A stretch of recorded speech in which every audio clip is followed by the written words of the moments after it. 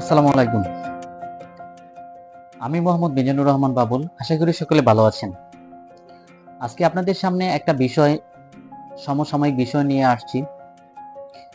আমরা ফেসবুকে দেখতে পাচ্ছি যে ৩৫ বয়স চাকরি প্রার্থীদের জন্য প্রায় করেই ফেলেছে, যেটা ফেসবুকে আমি দেখেছি। যদি ৩৫ হয়ে যায়, এক শ্রেণীর লোক অনেক খুশি হবে, আবার কেউ দেখি যে সমালোচনা করতেছে।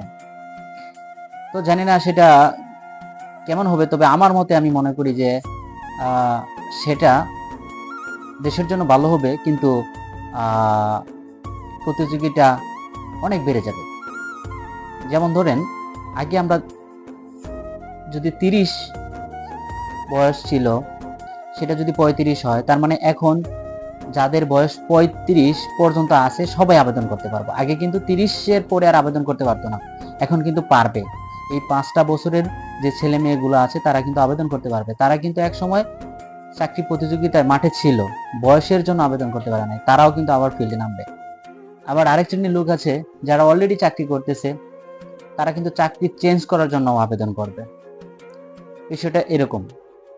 তার মানে আবার ওই দিক দিয়া চাকরির বয়স 60 থেকে 5 বছর বাড়ানোর কথাও চলতেছে। যদি এটা হয়, তাহলে দেখা যাবে চাকরির অবসর নিতেও 5 বছর দেরি হবে। তো সেই ক্ষেত্রে আমি মনে করব যে বাংলাদেশের প্রেক্ষাপটে এই ছোট্ট আয়তনে যে কর্মসংস্থান সরকারের আছে, সেখানে অবশ্যই সকলকে চাকরি দেওয়া সম্ভব হবে না।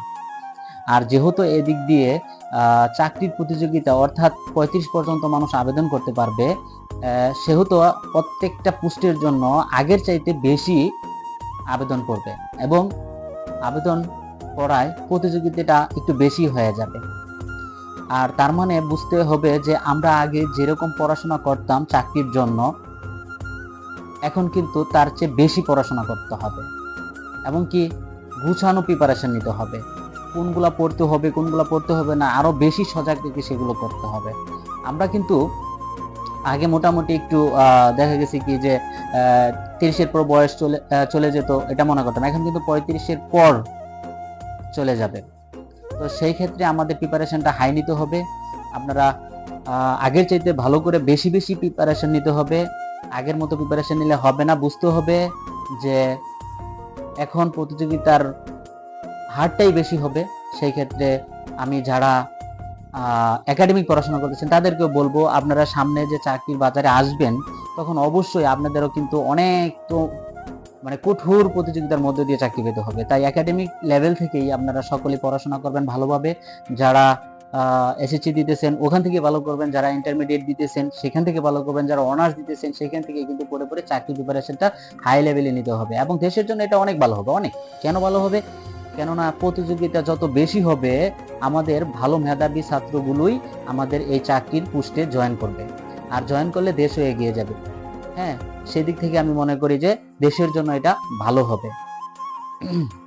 আর চাকরি পাওয়াটা একটু কঠিন হবে।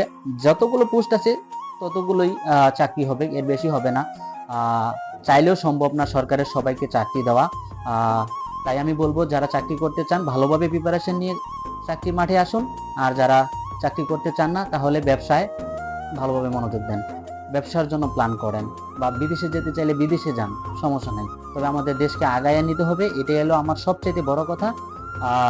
আমার যদি ভুল হয় তাহলে ক্ষমা করবেন। এই পর্যন্তই। ভালো থাকবেন, সুস্থ থাকবেন। আসসালামু আলাইকুম। দেখা হবে আবারও কোনো এক ভিডিওতে।